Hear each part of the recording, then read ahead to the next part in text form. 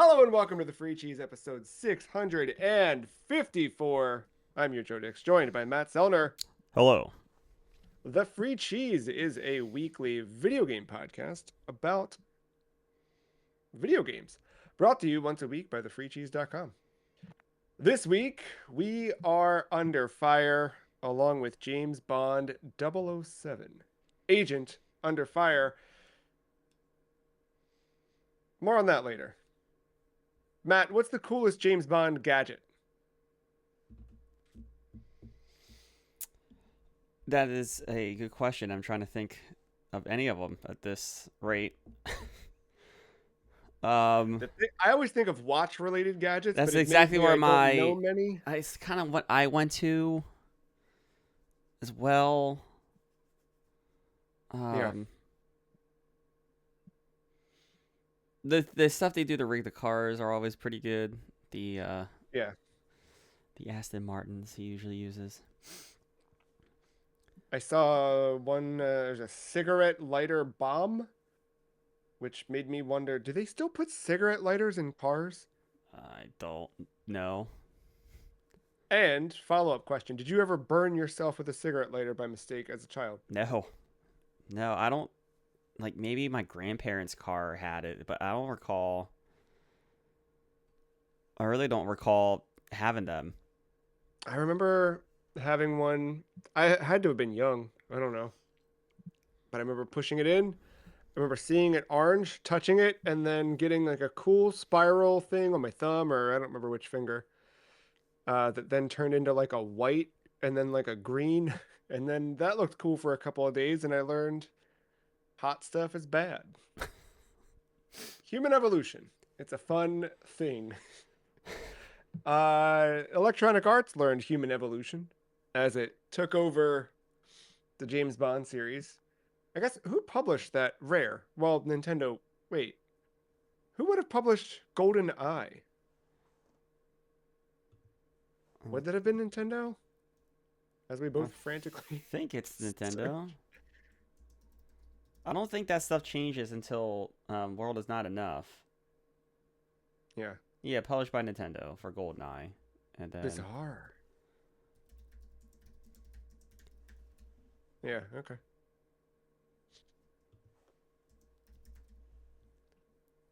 Because they had that.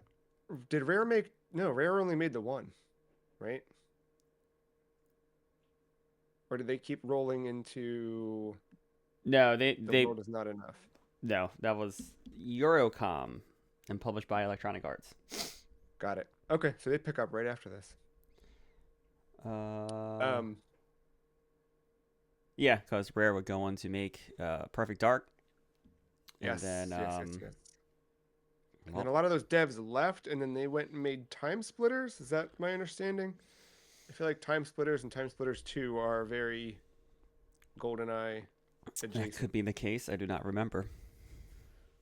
And then we'll never have a Perfect Dark game again. So jot that down. Yep. James Bond 007 Agent Under Fire. Developed by EA Redwood Shores. Published by Electronic Arts. Released on the PlayStation 2, the GameCube, and Xbox. First in North America, November 13th, 2001. Back of the box. When the world needs a hero, James Bond answers the call. An all new adventure with 12 pulse pounding missions. Don't know about that. Intense first person action with high tech weapons and state of the art gadgets. Get behind the wheel of exotic supercars. BMW, sorry, this is a little blurry. BMW Z8? I don't know, man. I feel like I'm at the eye doctor trying to read this. BMW 750 IL, Aston Martin D85, and more. I'm going to have to get a new prescription. Encounter stunning Bond girls, both helpful and deadly, and frag your friends in 4-player split screen action. Visit www.007ea.com. That's a fuzzy box image. I probably have it. I didn't even think to pull it out. Uh, It works. The I car names are completely forgot about that. irrelevant. We know that BMW and Aston Martin and yada yada yada. Yeah. Are you a James Bond guy? I guess that's my first question. Kind of. I don't know. I haven't seen the last couple featuring Mr. Craig. I've seen most Yeah. of them. I do like Skyfall. I do like a lot. Just like a not just like a James Bond film, but as like a like action film. Yeah. Um. Yeah, I don't know. I remember watching. I remember watching a bunch of these like growing up, more so like middle school, high school. Um, it was always like the 007 Days of Christmas when Yeah. like a I don't know, it was like AMC or one of those, and that's where I think I've seen most of the like the Sean Connery ones that I've seen. Um, who's it? Roger? Oh God, I can't think of the other James Bond. Um, Roger Moore, I believe his name. Those That sounds right. Yep. ones, and Roger Moore. then I grew up like I remember getting like The World Is Not Enough on DVD like that year and watching it that way. Um, I will later go on to um through the 007 Days of Christmas would like finally see Tomorrow Never Dies and GoldenEye proper. All right. The other games, I guess. Well, I let me back up. So movie wise, I've never seen a James Bond movie. The closest I've got is as a child in my head canon, the guy that was married to Robin Williams' ex-wife in Mrs. Doubtfire was James Bond. But that's about all I got. It's Pierce So, Brosnan. right, but I don't that was the extent of me seeing James Bond. My head canon for Mrs. Doubtfire is just that he's secret agent trying to take over Robin Williams' life. That's where I go with it. But past that, I've not seen any of them. Yeah, speaking of Pierce Brosnan, I can't get past him singing in Mamma Mia. I think when I hear Pierce Brosnan, I don't think of James James Bond Bond, anymore. Think here of we go again. yep. Um, the games though, I did play. I think everybody played GoldenEye when you're in our Yes. age bracket. Then there was the blue cartridge one. That must have been World Is Not That Enough, was the The one World Is that Not came right Enough. after it. I had that, played that a good bit, and I really liked the campaign of that from what I remember, but I don't think the multiplayer was there locally the way that GoldenEye was. And we'd kind of moved from GoldenEye to Perfect Dark once that hit in terms of, that piece. But other than that, I don't think I've played any other James Bond video games. Outside of when they did the GoldenEye, that weird one on Wii where Rogue they Agent. put Daniel Craig in Oh, it. that one. Okay. Yeah, yeah, yeah. Um, yeah, I played that. I went out and bought that, and I tried to buy the bundle that came with the gold controller, the gold classic controller for Wii. Uh, I bought it, got it home, opened it, and realized like the controller was scratched and the disc was scratched and all this stuff. And I realized that they'd charged me brand new prices for something that somebody had taken home Perfect. and yeah. Uh, so no thanks. I returned it, got my money back. I don't. Maybe I bought it again. I don't remember. But yeah, that's about it. How about you, James Bond video games? I've played quite a number of them. So obviously, we just talked about GoldenEye. I never owned it, but I mean, I played it over a friend's house so much. I repeatedly, not repeatedly, but I remember renting Tomorrow Never Dies a couple times on PlayStation Hmm. 1. That is a rough game from what I remember. I would play The World Is Not Enough on N64 as well. And then going past that, we'll talk more in detail about this game, Agent Under Fire, but I would play that. Um, I played most, I don't think I beat Nightfire, but I played most of Nightfire, which is Oh yeah. Pierce Brosnan faced James Bond on the PlayStation 2. I I unfortunately have played Rogue Agent. That's a bad one. That's the one where you play as the bad guy. Um, Oh, okay. yeah, that's not a great game. And then I played. So I didn't play the proper Everything or Nothing, which is like the depend on your community look at. A lot of people really like that game on PlayStation 2. I actually played the Game Boy Advance version, which Oh, also equally holds up. It's like an isometric action shooter. oh, that sounds good. Actually, Um, but yeah, that one was pretty good, and I think like the community also like says like that's a hidden gem of the James Bond slate. But then past that, I haven't played a lot of them. And as we get closer and closer to First Light, with it being around the corner, uh, my interest has peaked and valleyed, and we'll see Hmm. where I land on release day, or is it out? I forgot.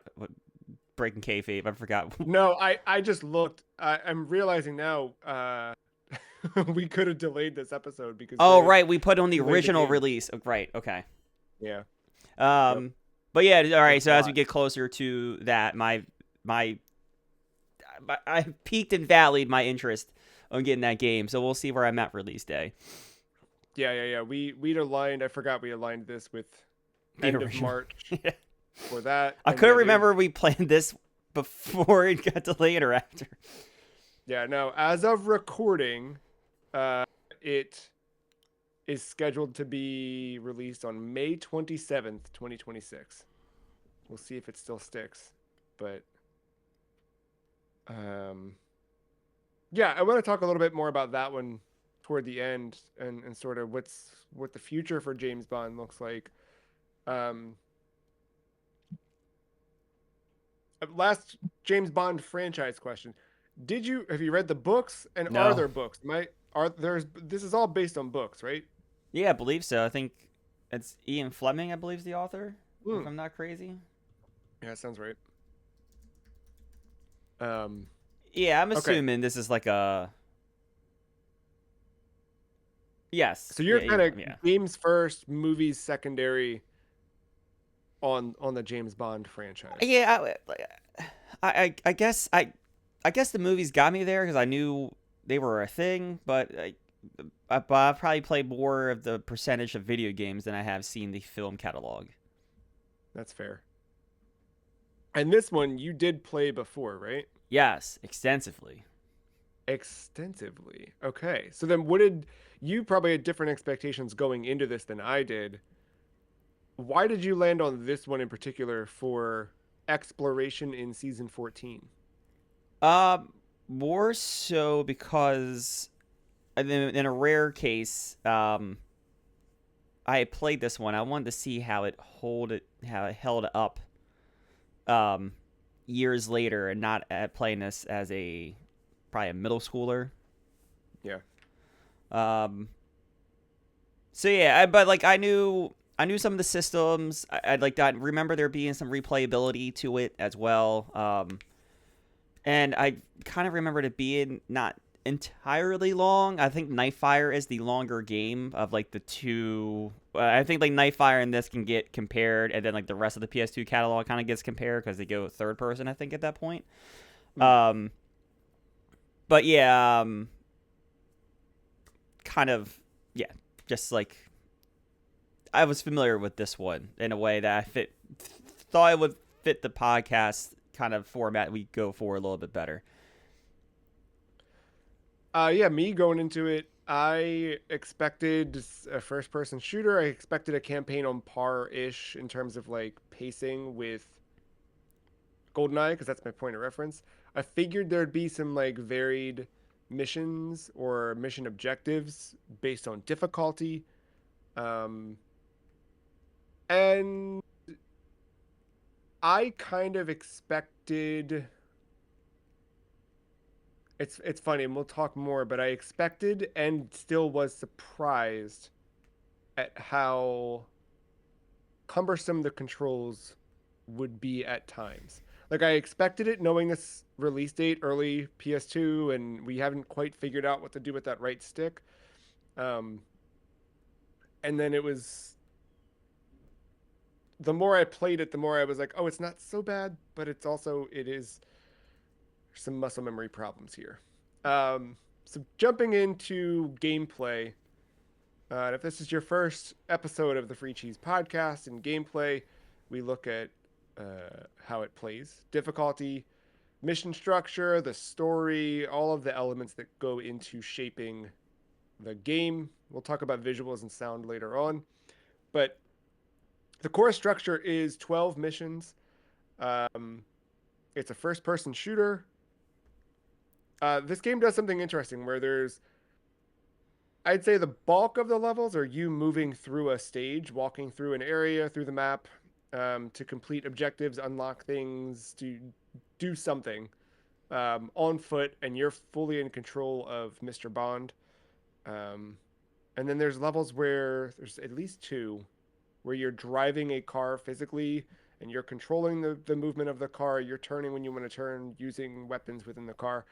And then is it just the one final stage, where you're on rails, strapped into like a cart that's moving along, and you're shooting from it. There might be two of those. There's two segments. I can't remember the ones its own level or if it splits that car level. It's the one you're in the tank early one. It's like the third mission, second mission. Yeah. I can't You're remember right. as a full level though. Now in hindsight, I think it is a full level, which is a super quick level. I remember that one kind of being like, "Oh, that we're done." Okay.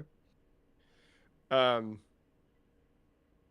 which so that kind of surprised me. Like, well, my exposure to I just played those two N64 games. From my recollection, everything there's all the on foot, level based exploration, doing stuff as James Bond. But I don't remember any car stuff from those. I might be completely off and just misremembering. But um, what about other first person shooters you played James Bond wise? Is this sort of on par for that stuff of yeah, I mix and believe matching? so. I'm trying to remember. Tomorrow Never. I'm trying to think. I think Tomorrow Never Dies does have variety, but I would not recommend that game to anyone. Mm. I'm trying to. I think Nightfire does this stuff too, which is the next game. In the video game franchise. And I don't remember. I can't remember for the life of me like what everything or nothing on GBA did. But yeah, I think I think most of the time they section in different gameplay elements. What do you think makes a good James Bond video game? I was thinking of that exact question, and I don't really know the answer to that anymore. Yeah, I guess like Besides it just being like a generic action shooter, or kind of sort of stealth action. Um, but yeah, like besides just the title character James Bond being the protagonist, like I don't know what would make it stand out from another game. well, what's interesting, I made a note while I was playing that uh that just says I wrote I like the driving. This approach of mission structure would work well with a Batman game or in a Batman game. And I feel like pulling back, I think a good James Bond game is a good Batman game in that sense. Like you should be able to play as a this hero who's a bit larger than life. There's some general combat that takes place, but you should also like be encouraged to utilize the many gadgets on display, which this game does pull in a good number of gadgets. You have a decryption tool, you have a remote transmitter tool. That one lets you kind of like take a signal and then use it. Like there's one level where you get the transmitter for a crane, and then you can kind of like start dropping a crane or like lowering people down from a crane who are high off in the distance. You've got your classic watch laser, and you have a grappling hook. Speaking of Batman, um, am I missing any other like major gadgets? I feel like those are the big You ones. have the And laser off the watch as well that does yeah, that locks. one drop the locks off of generally just vents, maybe a couple fences that had a lock. Um, Yeah, the Q yeah, transmitter, the hack tool. Yeah, I think you got most of them. Now, they they don't necessarily stay consistent from mission to mission. They'll mix and match. Like some things will be applicable to like the first mission, and then you won't see it again like mission 6.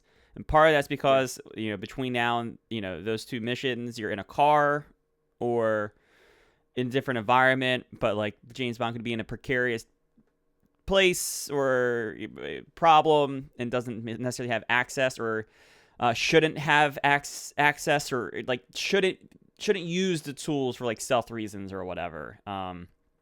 So they'll get kind of mixed and matched as the game progresses. yeah. And you do. You also have the Q jet. I forgot to call out a little jet pack that lets you sort of scale a vertical section a little bit. Um, I guess broadly speaking, as we kind of talk about difficulty in combat and those things, how effective is stealth and how required is stealth in Agent Under Fire? I think that's one of the I don't want to say cooler, but like one of the more um unique aspects of this. Not that other games don't do this, but like you can go in guns blazing and beat the game just fine. I think generally, I think there's maybe like one game over if you get caught, but most of the time when you get caught, it's just a guard has an alarm and you're in a shootout kind of the rest of the level. Yeah. Um, but that plays into the replayability part of it and the scoring system that they have. And then the whole kind of point of this is to play like James Bond would, and you're encouraged to look for and use Bond like maneuvers, and you will get a 007 with the classic music score in the top right hand corner when you accomplish one of these quote unquote Bond moments. Yeah. And that is the whole kind of premise and being stealthy, thinking unique, where it's taking unique approaches. That's probably a better way of saying that. And taking out guards in different ways. Like instead of you shooting them with a sniper rifle, if they happen to be behind a jet and you have the remote access thing, you can turn on the jet and it will blow them away. Like Yeah. same thing, but one will cue the James Bond score with the 007 in the corner, and you'll get more points for it. Yeah. So that's how the game kind of handles. Like you can kind of do whatever, but you're encouraged to play a specific way. Um, difficulty wise, I guess we both kind of ran into this. I think I realized it Don't later than remember you. this, but again, I was a kid. I think I was in mission 8 out of 12 when I was like realizing how swiftly I'd gone through the game. Because I think let me take a look. Yeah, My total time on this one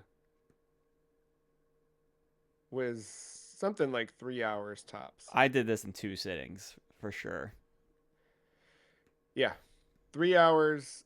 I apparently did it in three. Um, 3 hours 55 minutes. So it took me closer to four, I guess, all told.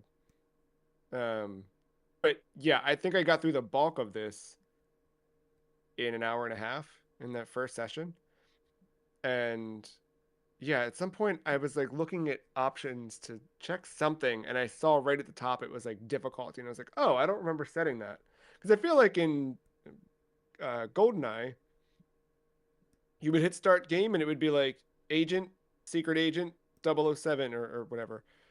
Or maybe you unlock that one later. There's something like that. I don't remember, but yeah, Um, something like that. this one you just kind of roll in, and I didn't even think about it. I think I thought at some point it would select a or let me select a difficulty, and it never did. And then before you knew it, you're flying through the thing. So yeah, they start you off on like the lowest, easiest difficulty by default. Did you? I guess Did you change that at some point? And do you know if it makes a difference in objectives, enemy, Um, uh, I never skill? changed it because I caught it earlier than what you did, but I was like, at this point, this is where my me playing it before kind of kicked in. I I have like 100% of this game as a kid. Um, Yeah. but no, I just kind of left it. But then yes, difficulty does matter because you'll get a scoring bonus. Oh, right, I think right, it right. multiplies a score in some way, Yeah. and that gets you to your gold or platinum check marks on those levels. Yes. Do enemies get harder? Are there different objectives? I don't remember objectives change. I meant to answer that. I don't remember objectives changing. I think for what um from what I remember, everything kind of stayed the same. I think enemies hit hard. I think it's all your typical difficulty stuff. Like enemies hit harder. They might take a few more bullets to go come down. Yeah. But yeah, I think it's more your standard fare, not necessarily changing objectives or the way things are handled. Because that I always liked in Perfect Dark and GoldenEye from Rare is like I remember the first time I like tried the harder difficulty on GoldenEye and I saw like there's extra things to do and I was like, oh man, there's like so much more to this. Like I'm being trusted to take on these more difficult missions. And you get different gadgets like along the way that you're kind of forced to use. That was always intriguing. Controls, I think, is another element of difficulty. This is an early PS2 game. We are not too far into having a right analog stick as a species. And they kind of, I guess the best way to describe utilization of the right stick is that it's used as strafing would have been used on a keyboard. Like I think with if I remember correctly, the left stick forward and backward acts like W and S do. The right stick acts as your A and D. And then to actually like turn, it's left and right on the left stick, and that would be like your mouse look left and right. Is that fair? I believe so. I'm looking at the manual to see how they described it. In under your basic controls, move forward and back is the left analog stick going forward and backwards. Slide, strafe, left, right is right analog stick or L1, R1 button. I forgot they mapped those top buttons to strafing as Oh well. yeah, yeah. And then weapons handling, aim up, down is right analog stick, up and down. And then the aim left to right, it is the left analog stick, left and right. Yeah, and there's no way to swap that, but like they Yep. like almost have it, but and it's not hard. Like you can get used to it, and I did, but it would be a thing where like every now and then in the heat of the moment when you're like That, reactive, yeah. that's where you're like, ah, shoot, I meant to, I meant to aim left, but I walked left or what? Yeah, it's weird. Um, I think it got there though, and it was never like bad. I think the car driving was actually really well done. Like that felt good. It's stiff. Like the car doesn't have much give to it, but Yeah, this is one of those moments where like you're driving a car, but you're clearly seeing this is the second gameplay like thing in a game like this. yeah. Um, yeah. Otherwise, like I generally had a good time like going through. I liked the bits where you are. I mean the sound effect triggering like every time you like unlocked a use the laser on a lock or grappled up to a certain grapple point or whatever was funny. But I did like moving through stages, like knocking a grate off and like sneaking around a space. You kind of could approach some situations differently. There was one mission. I don't remember what the state, which number it was. I'm gonna peek at a mission list to see if it rings a bell. But oh, never mind. I don't remember any of the names of these. Where were you at? You're like in a. I think it's the first time you go in. It's the stage you're in where you it opens up in that like office, that woman's office where the Oh, game ends. Like when you start in there and you have to kind of work your way through Cold Reception, I believe is the Cold name. Reception, Mission I 5. believe is the name of that. Yeah, well, you start in the office and you go like door like left, right, or center. Yeah, you're kind of like going left around Yeah, that Cold that Reception. hallway, and then you have to like you you're encouraged to by the level layout like duck and crouch and sneak your way through the vents, and you're meant to kind of like come out of a vent, take a picture of plans that are on a thing, and then go back in and go to another section. I could not make it through there without alerting a guard. So at some point after failing that one like 5 or 12 times, I just went in guns blazing. Just let me kill, and then uh, sweep back and clear out the mission objectives at that point. Other than that, I don't remember having too much difficulty with like sneaking through vents where it made sense to.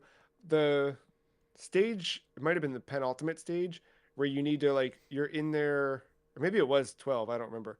But where you're kind of jumping around and saving the different world leaders, all the different diplomats by going into those different like missile rooms or whatever. I think that is the last. Yeah, you keep going into like the different silos, right? Yeah. And you're taking out different guards. Like that one was pretty, I don't know. Uh that was another one where I felt like I could kind of cheese my way through. I didn't have much trouble, but I just had to kind of brute force it. Outside of that, did you have any weird sections like that, or did you have any stages that stood out in particular?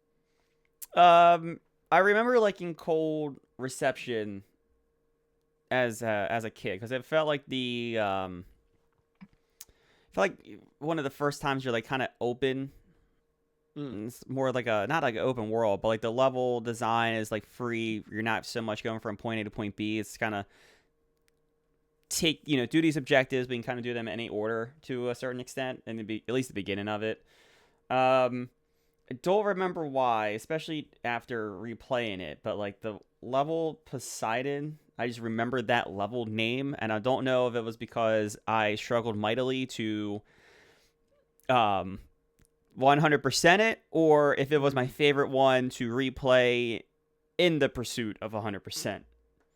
What was Poseidon? I don't remember the level at That all. was the one where you're going through like the labs and you had to remote access some of the different things to turn them off. Okay. And there was big firefights in some of the areas where like those tanks are that you're turning off and In whatever. the yep, yeah, Um, yeah. I liked that level. I think it was because I liked it, but like finding all the bomb moments in that one was tough. I believe Oh, you have to do all Bond moments to get like 100%. to get platinum. I believe you have to get almost all of them, if not all of them. Wow, that's fun. Huh. I can't remember if Interesting. like access to the internet was a thing, or if you had to like if I was organically finding them. Um, I know that when you beat the game, they give you that video that shows you all the different Bond moments. I didn't watch that. Is that in like the special features or whatever? No, like when you beat it, like I don't know if it's after the credits or right before the credits, but it's like it looks like it's almost disguised as like it recapping the game almost, but it Oh. very much I believe is showing you all the different Bond moments you can perform. Oh shoot, I don't remember that at all. I might have. I don't know if I skipped credits or no. I probably let them roll. Yeah, because I said skipped it, but liked how it showed all the Bond moments at the end. I said I don't know where Hmm. the end was. For me, the end was a little odd. Um, the I guess if you don't, timing is essential for the final, like actual final action, and the floor will fall out from beneath you if you don't move quickly enough. For me, the floor fell, but I had pulled the trigger on the rocket, I guess, in time. So I can see the floor falling and everything's whatever, but then it did like roll credit, it rolled the cutscene, like I was fine. But it felt a little unceremonious. Overall, do you feel I kind of felt that with the story overall, but I also I kept feeling like this would probably make a lot more sense to me had I seen the movie, but I don't know if that's, There's or is no there not movie. a movie for There's this? no Okay, movie. so then, but it felt like a lot of like implied, I don't know, a lot of the characters that kind of like came in and out.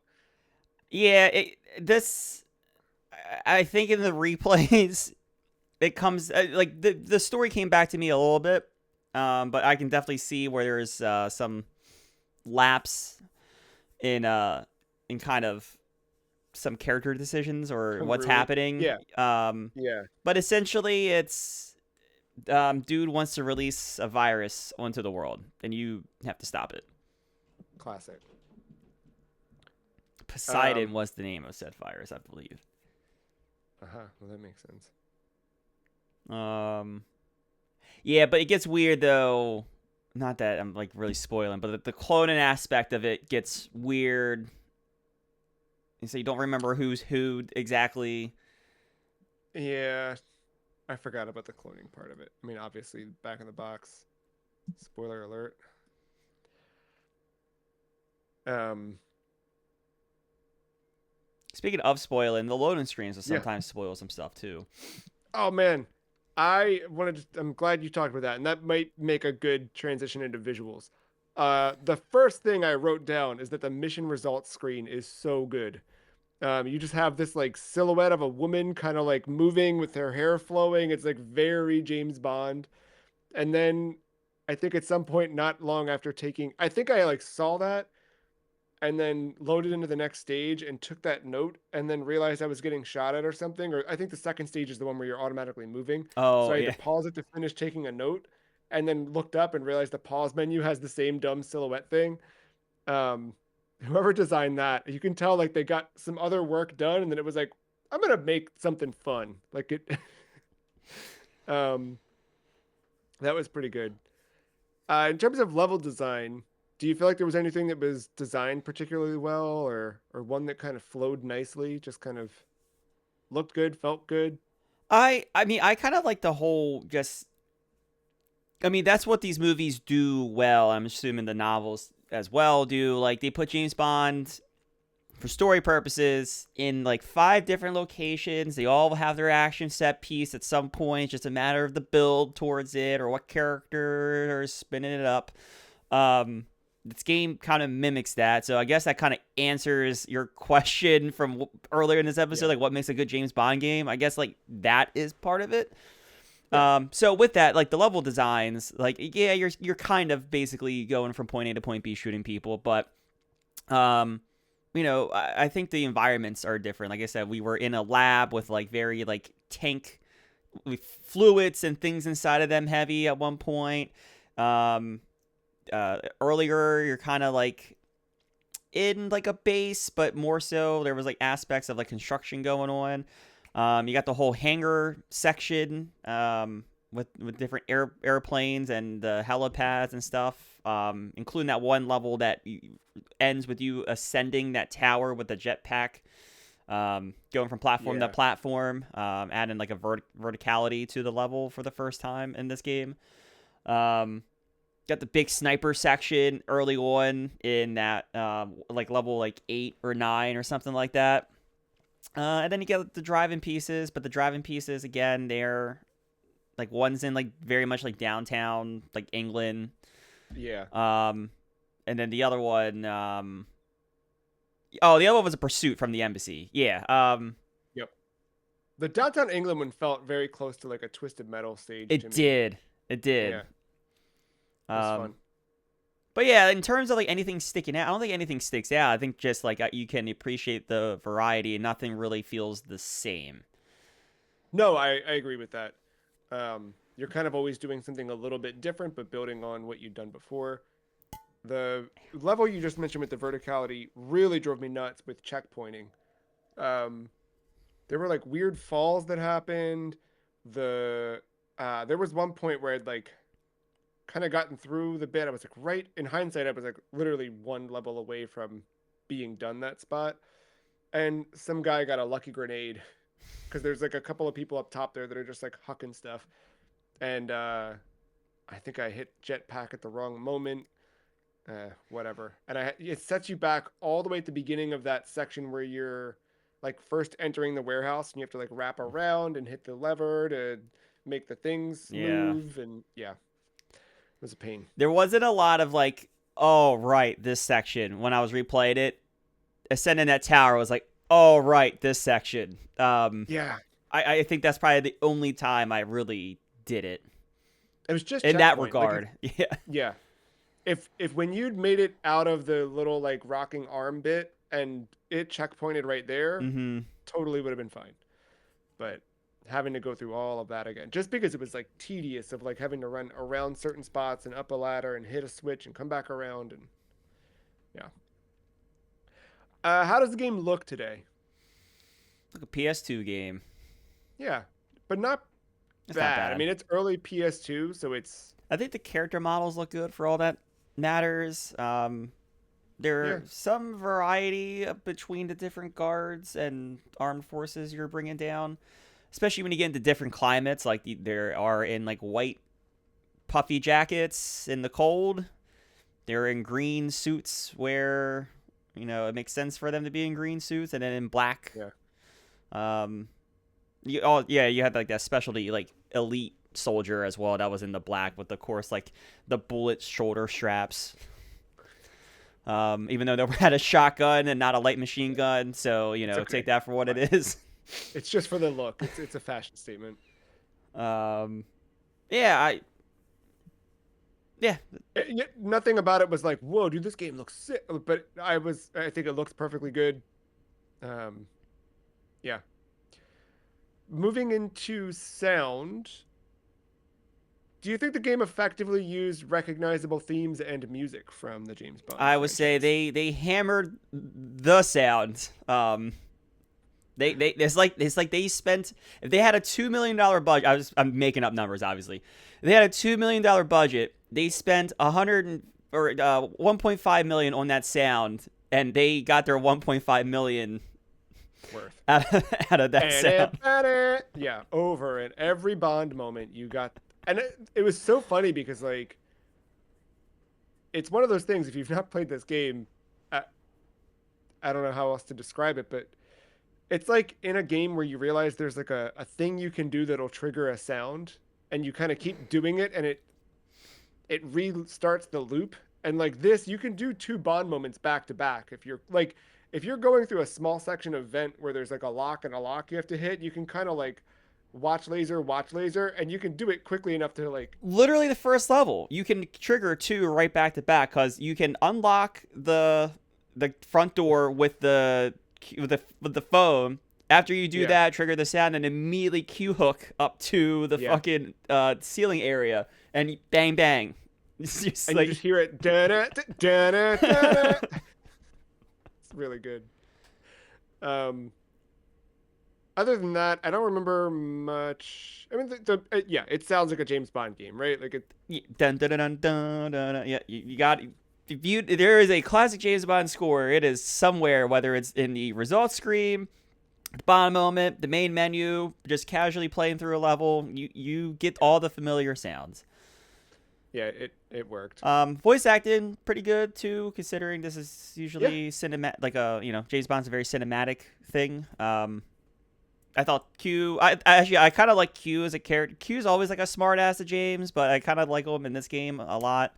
yeah, Especially when he used that fucking disguise on the stereotypical James as track, pursuing the women, and he faked out the shower shadow and he emerged out of yes, it. Be like, yes, I yes. figured this That would was. get your attention. Yeah, I think I wrote that down. No, I uh, didn't write it. Yeah, but yeah. I remember that being like, aha, got it. They played into the perverts, right? Like we're in the video game era of like you cannot open a video game magazine without seeing Lara Croft in a towel. yep. So to have any sort of like and it plays into James Bond too. James Bond, certified gooner.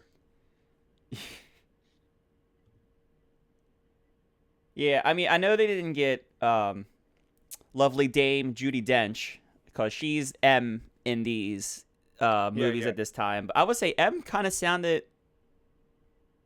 They kind of like got. They kind of got that voice in a way that you're used to hearing from movies of this era, which are the Pierce Brosnan ones. Although this is coming out in the dead time though, because World Is Not Enough is the last Brosnan movie, and you don't get another one until Casino Royale with Daniel Craig, and I know there's quite a number Oh, of years between them, interesting. which makes Nightfire interesting that Pierce Brosnan came back for or gave the rights to his face. I guess he voices it as well, um but yeah, it's interesting era of the Bond film. Because I think part of that too is all like I don't remember what all that shit with MGM started. That might have been after Casino Royale, to be honest. But like I remember, at some point there was weird film rights with MGM at some point, and it might have been after Daniel Craig, but that could have been part of the reason why you had some of that. Yeah, I feel like they always kind of. I feel like that stuff's been going on for a long time. Kind of getting to the end of our overall thoughts as we round up and get ready to rank this. Obviously, well, I'll start with this one. I'll start with the obvious question. Did you like Agent Under Fire? You liked it as a kid. Did you like going back to it now? Yeah, I enjoyed it. I think I see some of its problems. And like you said, it's very tough to. This is just any game, first person shooter from this era. Like I can go back to Medal of Honor from this era, probably struggle, but it's tough to rewire a brain on how those two sticks work. Um, Yes. after these controls get a little bit more modernized. Yeah, 20 years of that is difficult to override in your brain. In 4 hours. Yeah, exactly. I too I liked this a lot. Having not played it, like going into it, it was refreshing to that it was 4 hours. This was the last of the kind of sprints that you and I were doing with podcast games Yeah. before Resident Evil came out. So, um, yeah, kind of like getting through this in a single, well, I guess a couple sittings for me, but almost a single sitting was nice. And I really appreciate a game that kind of like you can just do that with. I also liked kind of being back on PS2. I guess I should ask, did you play on PS2 for this one? Yeah, essentially. Yeah. Um, I know it came out on GameCube and Xbox, but I played there. I think it ran well. I think it looked nice. And yeah, this made me want to like play more stuff that was kind of digestible like this. Like you can get a complete experience, but you can also chase more if you want it, which is cool. Yeah, and we've mentioned a couple times about the gold, like gold check mark on beating a level, the platinum one. You get unlocks for that too. Like in the Yeah, first you get mission, if you guns, you get the get gold status, you get like the golden gun. It doesn't work like you're used to. It's just more of a skin, cosmetic. but Yeah. you'll get other stuff like that too. Yeah. As you complete that stuff. And it did. It sucked when I didn't get gold. Like when I got bronze or silver, I was just like, should I read now? I'm gonna keep rolling. But I still like felt it. Like I wanted to do it. Um, well, this game, interestingly enough, also runs on id Tech 3, I was not which is the aware of Quake that. 3 engine. I guess knowing that, yeah, how does this compare to other shooters that you remember from the era? How does it compare to other games on the list that we covered? Because we did a lot of first-person shooters last year. Um, I I think it does.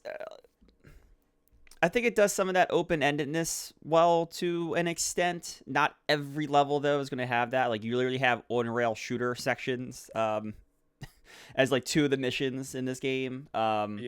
So even when you get the regular James Bond levels, you're not gonna, they all don't have that openness to them.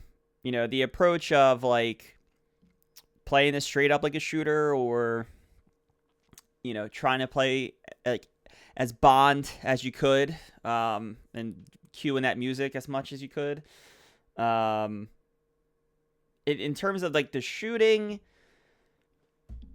it was fine, but it's not. Again, it's one of those levels where like besides a couple pieces and sections, you're not trying to shoot your weapon a ton. And you can tell that the controls are thought of, because you kind of get that auto aim a little bit. But yeah, I think the majority of like the first person shooters we went through last year are just more solid like gameplay shooters. Well, this one, same engine as Return to Castle Wolfenstein, which we did last year. How do you feel it compares to it?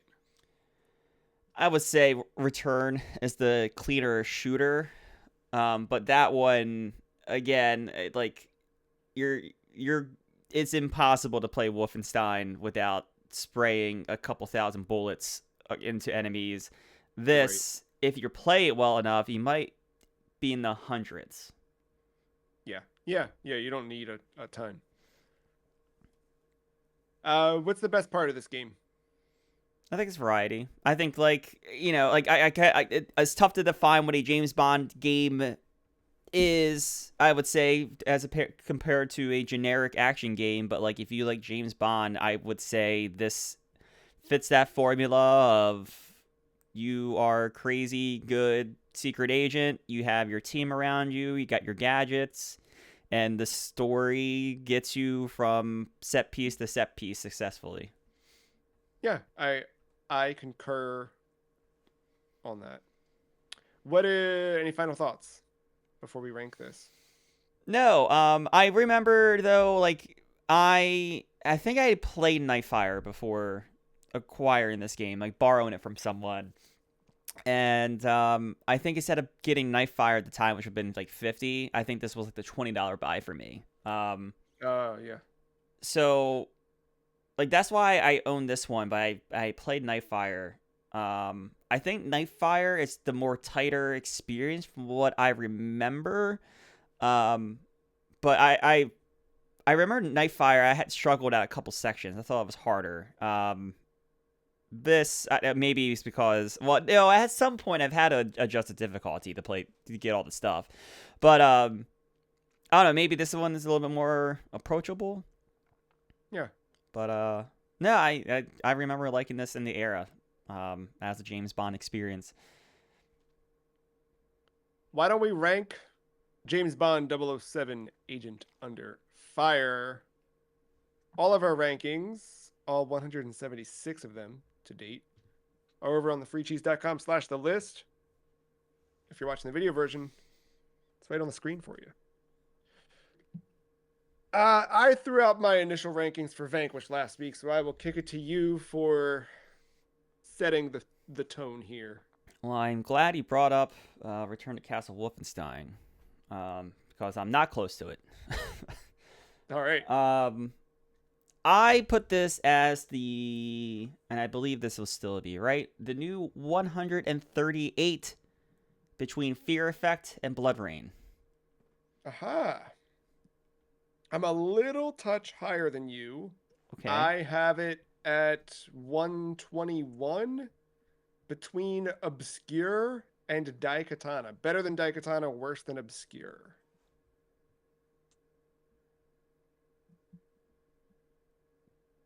I don't know if 121's right, but that.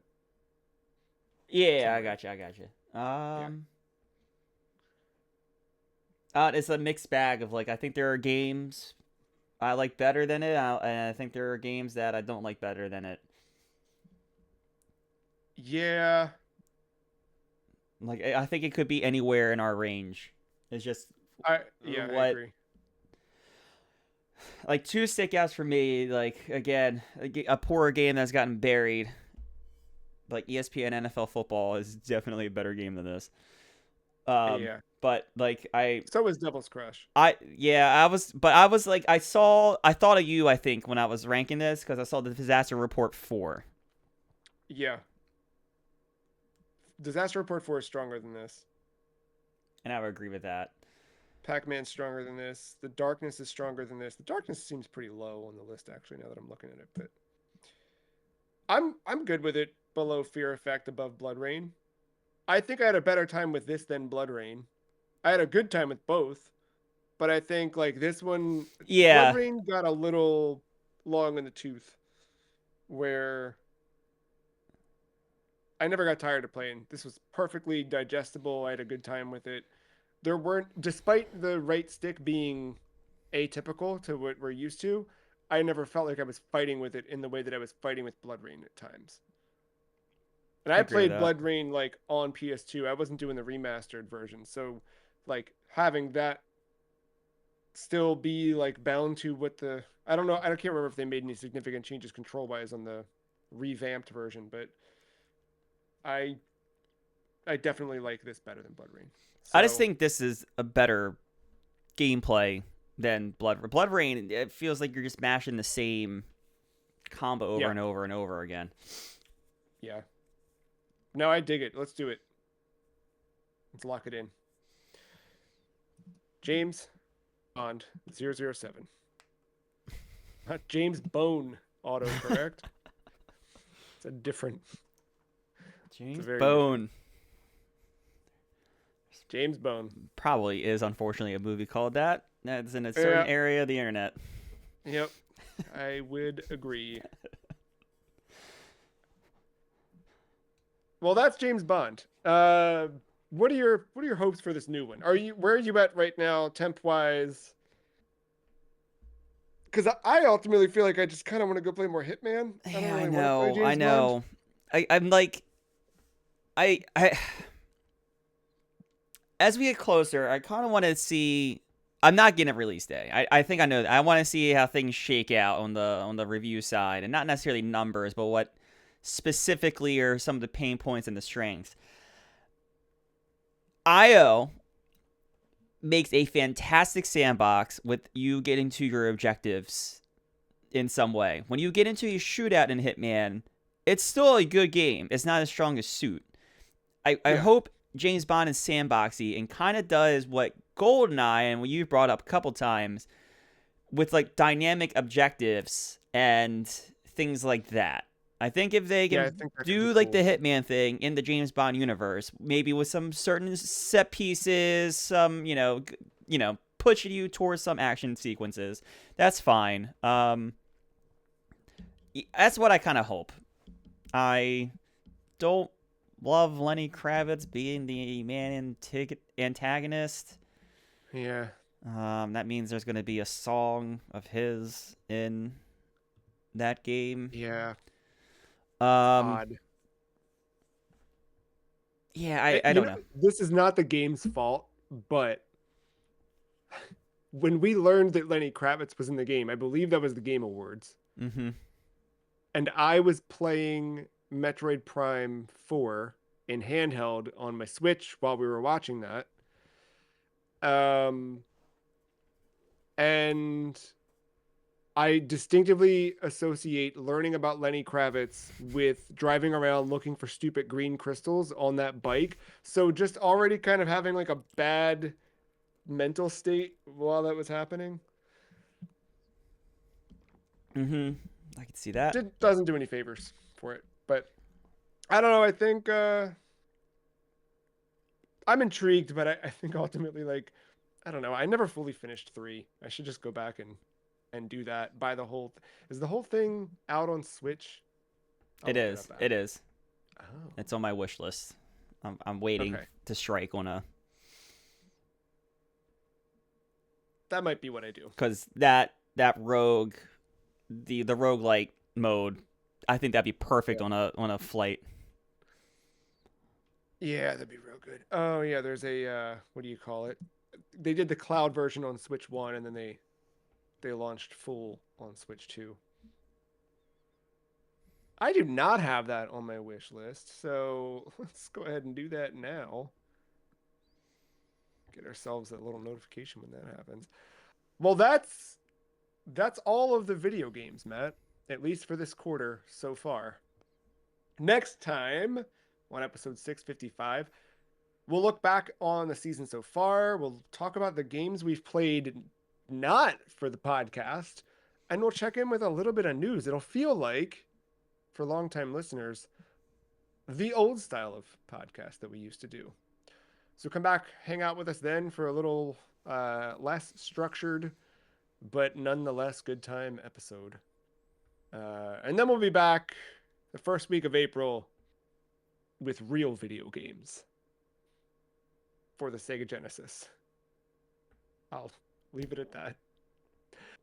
Until then, thank you, Matt. Thank you all out there for listening and watching, hanging out with us. We'll see you next time. Bye.